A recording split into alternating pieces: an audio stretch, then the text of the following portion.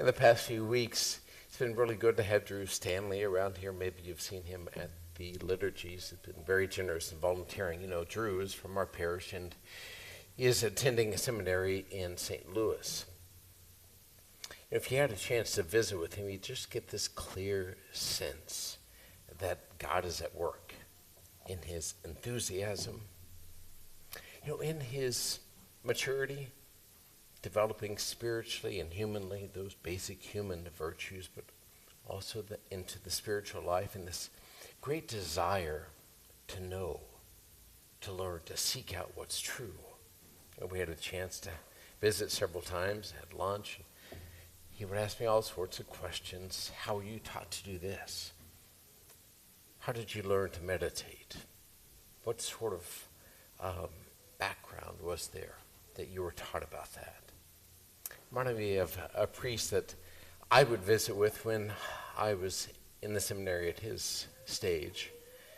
And that priest would say after he had dinner or whatever, he would say, it's so good to hear someone speak of the call.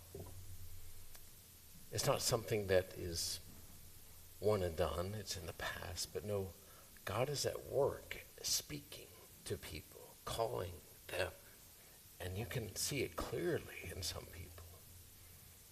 And notice that also at a high schooler I had the chance to visit with. Never really sat down and talked with her before. She came in and talked for, an hour and a half or something like that. She said, I'm a baptized Catholic, and I just need to start taking that call seriously.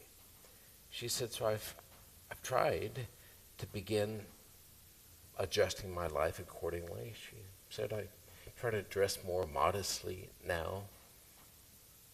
I'm working on my language, trying to cut out some of those foul words that come out. It's inspiring to see. I want to learn more, she said. It's a clear sign that God's at work. It's a clear sign of hearts being restless until they rest in God, to paraphrase St. Augustine. It reminds me of what Pope Benedict wrote about the Magi. All kinds of factors could have contributed to generate the idea that the language of the star contained a message of hope, but none of this would have prompted people to set off on a journey unless they were people of inner unrest, people of hope, people on the lookout for the true star of salvation. The men of whom Matthew speaks were not just astronomers. They were wise. They represent the inner dynamic of religion towards self-transcendence, which involves a search for truth, a search for the true God. The Magi were people of inner unrest. And they also exhibited a change in life. You just think of the journey that they planned for and then undertook, the months and the trials involved. But also that short phrase at the end, they went home by another way. No one who truly encounters the Lord leaves that encounter unchanged. They go about life another way. Friends, you too are people of inner unrest.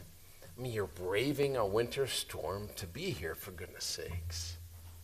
You're earnestly seeking our Lord. That's so impressive to behold. The Magi brought gifts that corresponded to who Jesus is and what he would do.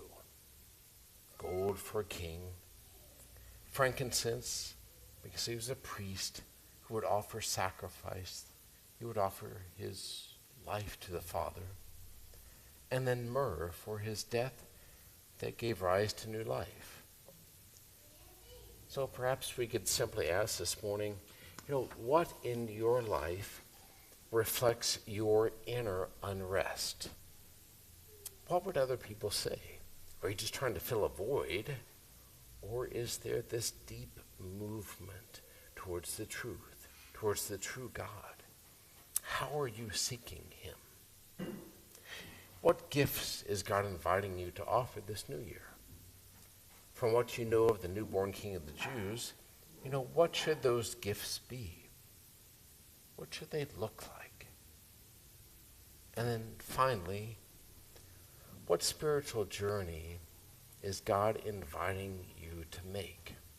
I mean, deep down, what do you know that you need to change? Upon you the Lord shines, we heard Isaiah say. Seek his light always.